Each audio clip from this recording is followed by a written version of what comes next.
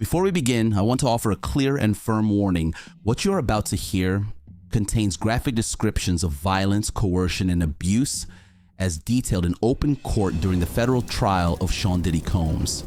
These are not dramatizations, but actual testimony given under oath, stories that may be deeply unsettling or triggering to some, especially to survivors of trauma or abuse. This content is intended for mature audiences only. Listener discretion is strongly advised. And remember, all individuals mentioned in this video, including Mr. Combs, are presumed innocent until proven guilty in a court of law. If you're joining us for the first time, full summaries for days 1 through 8 are available on the video tab of this channel. What follows is day number 9. Now let's begin. Day 9 of the Diddy trial. Kid Cudi takes the stand. The massive oak doors of the Manhattan Federal Courthouse creaked open, admitting a narrow shaft of pale morning light and another flurry of onlookers. Inside, the courtroom was tense and hushed as day 9 of Sean Diddy Combs' sex trafficking and racketeering trial began. Reporters shuffled papers at long tables while a dozen uniformed U.S. Marshals flanked the proceedings. At center stage, Judge Arun Subramanian peered over rimless glasses, his expression impassive behind the worn mahogany bench. Across from him, the defense table was flanked by Diddy's attorneys in charcoal suits. Brian Steele with a cropped beard and ice blue eyes, and Ana Estevao sharp and intense, while government prosecutors, led by Emily Johnson, sat opposite in dark navy suits. Sean Diddy Combs, immaculately attired in a tailored black suit and silk tie, leaned forward behind bulletproof glass as the jury shuffled in. His face was composed, almost unreadable, as he acknowledged his entourage with a curt nod. Mid-morning, all eyes turned to the doorway again. The hush in the gallery deepened into a pin-drop silence. Rapper Scott "Kid Cudi" Mescudi entered, flanked by marshals and Homeland Security agents. He was dressed casually, a black leather jacket half-zipped over a white t-shirt, dark jeans, and sneakers. At 39, he was lean and slightly taller than average, tattoos visible on his forearms. His dark hair was short, neatly combed, and he wore subtle eyeliner that emphasized his deep-set eyes. Despite the gravity of the day, Cudi seemed oddly at ease, swinging his shoulders as he climbed the steps to the witness stand. Under his arms, he clutched a small notebook and a pair of folded sunglasses. He greeted the courtroom with a surprisingly unguarded smile. "Hi," he said, turning to Prosecutor Johnson. "I'm an actor and a musician," he announced calmly as she began her questioning. Cudi's testimony was the centerpiece of the day, the star witness in a twisted tale of jealousy and violence. Over the next several hours, he unfolded a deeply personal story. His voice was steady but quiet as he described a December morning in 2011, a time when he was involved with Combs' then-girlfriend, singer Cassie Ventura. At one point, his eyes grew distant as he recalled the furiously panicked call he received around dawn. "Cassie sounded really stressed," he told the jury. "She said Sean found out about us. She was scared, nervous." He paused, looking across at Combs when the music mogul's name came up, then continued. "She asked me to pick her up." Cudi explained that he raced to meet Cassie at the Sunset Marquis Hotel in West Hollywood. He described her as pale, trembling, her usually glossy lips parted in fear. In his hands, he still held a single red rose she had left on the nightstand for him, now wilted. In a low voice, Cudi testified that while the two of them were with Cassie's makeup artist, Combs' assistant called on Cassie's phone. Cudi looked down at his hands, visibly shaken, as he recounted the assistant's words. "Sean Combs is in my house. I was forced to go along." He drove straight back to his own home, a Spanish-style bungalow in the Hollywood Hills, red rose still in hand. On the way, he dialed Combs' number. He barked into the phone, addressing Combs by his nickname. "You in my house?" Cudi recounted that Combs' response was nonchalant. "What's up?" Undeterred, Cudi asked again, "Are you in my house?" "I just want to talk to you. I'm on my way over." His knuckles whitened around the steering wheel as he spoke, eyes flashing behind the tinted windshield. By the time he turned onto a street, the scene had already played out.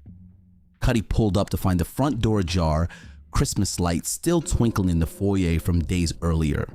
Inside, his holiday gifts, toys, clothes, stocking stuffers, lay unwrapped on the couch. No ornaments were broken, no chairs overturned, no glass shattered. But on the family room floor, his golden retriever was quivering, locked inside the bathroom, tail tucked between its legs. Cudi's voice cracked as he described the scene.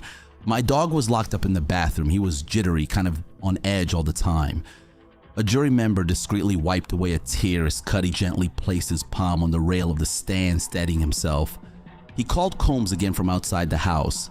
Still no answer, only silence over the line. Moments later, Combs did ring him back, saying only, "I'm on my way." Fear racing through him, Cudi stepped out of the car and dialed 911. The police arrived minutes later to take a report on the break-in. From there, Cudi fast-forwarded to January 2012. "My dog sitter woke me up," he said, quietly straining to control his voice. "She told me my car was on fire." He took a breath, almost inaudible.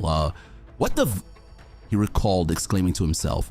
The jury gasped as photographs were projected onto a large screen. A Porsche 911 Cabriolet.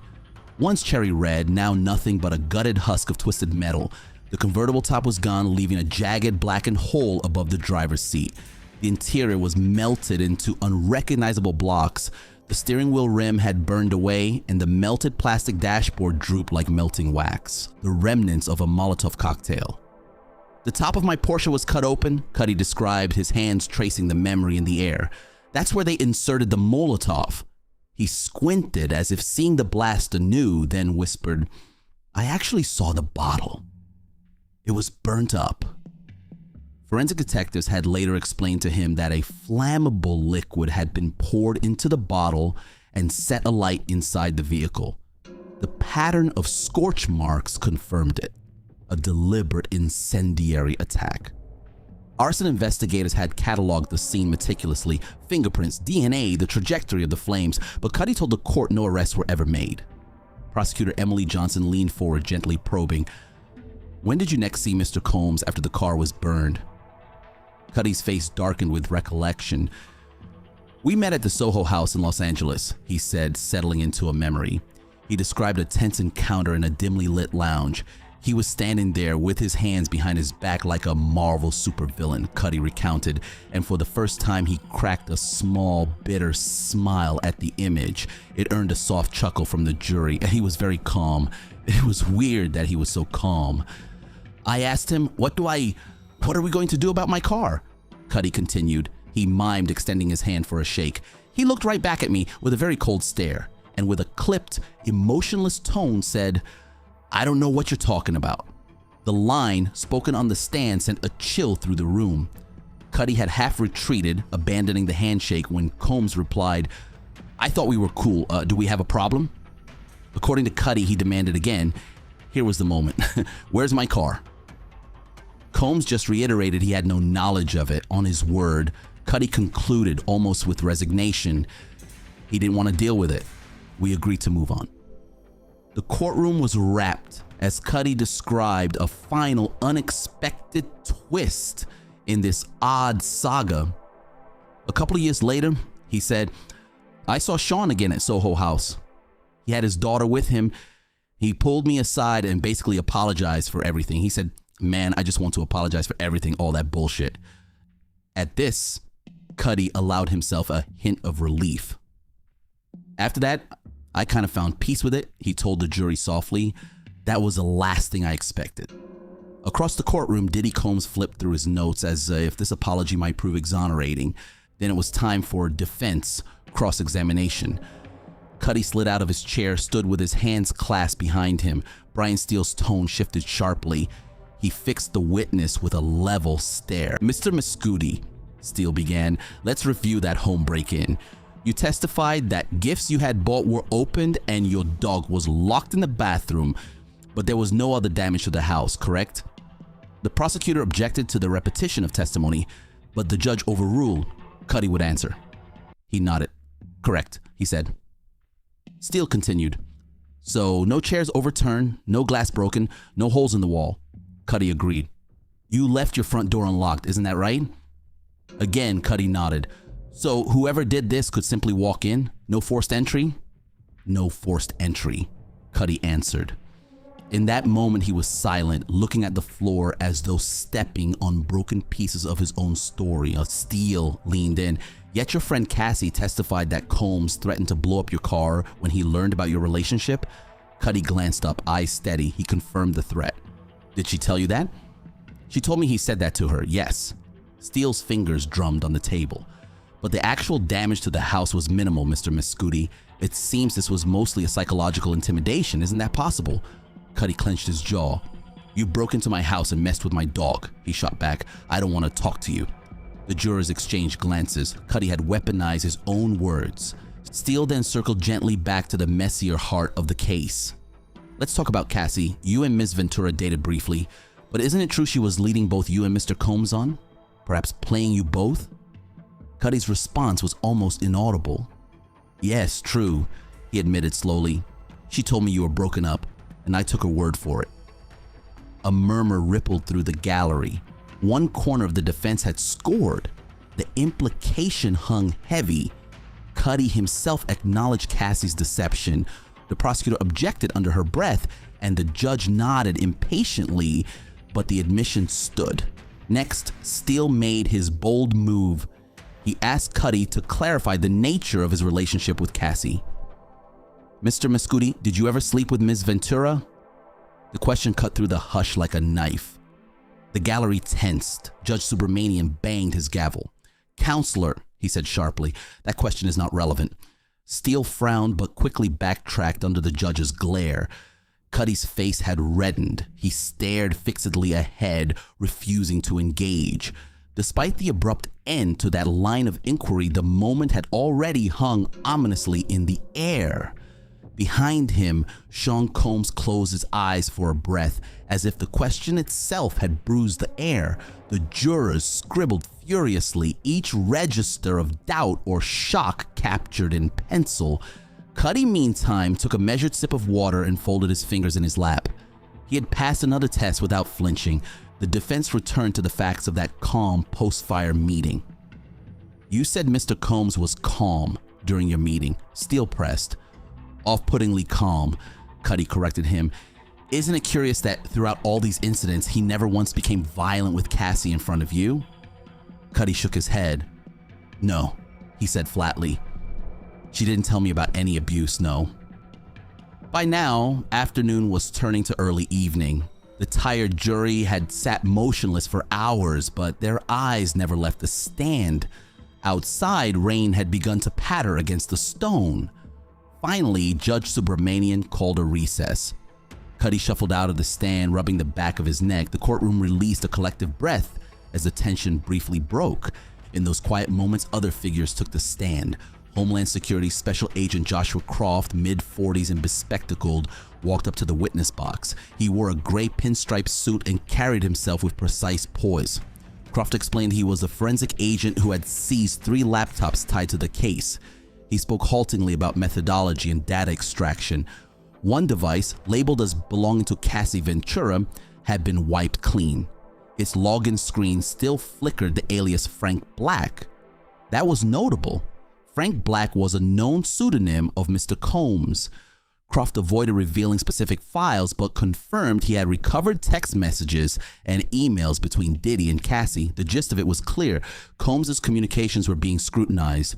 Sean Combs hunched at the defense table, scribbled notes, fingertips tapping anxiously on a spiral notebook. Next came Frederick Zemmer, a refined gentleman in his 60s with silver hair, the former general manager of the L'Ermitage Beverly Hills Hotel. On the stand, he was graceful and somber. Zemmer leafed through what looked like check-in ledgers and maintenance logs. He testified that Combs had been a longtime VIP guest, but one who left behind a trail of chaos. It is on record that Mr. Combs used candles extensively in his suite, Zemmer said calmly, eyes cast down at a notepad. We would often find large amounts of wax and melted candle remnants on the floors, baby oil too, spilled on rugs. He paused, remembering. We would call for extra cleaning staff each time he stayed, glassware broken, lamps burnt. We even noted times he broke glasses himself. With each detail, he painted a portrait of Diddy as a king of chaos, a hint of a smirk on his lips at the memory of documenting such excesses. Finally, that afternoon's proceedings concluded with Cassie's friend. Mylah Morales, a 30-year-old celebrity makeup artist with striking features and a cool composure, took the stand for the prosecution. She had known Cassie since her teen years and had worked with Combs as well. The courtroom lights caught the glint of her long black hair and the confidence in her carriage. She became visibly emotional as she recounted an infamous night during the 2010 Grammy Awards weekend. Sean Combs, wild-eyed in a bathrobe, had burst through the door. Morales said she heard a door slam and frantic sounds from the bedroom. When Combs stormed back out, Cassie stumbled behind him. Mylah described her friend's face, one eye swollen shut, a split lip, the back of her head scraped raw. She was in shock, traumatized, Morales said quietly. She swept an anxious glance at Combs, who, for the first time since morning, looked visibly uncomfortable, staring at the floor. Over the next minutes, Morales detailed how she had packed up Cassie and taken her to her own nearby apartment. A doctor friend of Morales's examined Cassie the next morning and insisted on an emergency room visit. Cassie flatly refused. Morales testified that she feared for Cassie's life.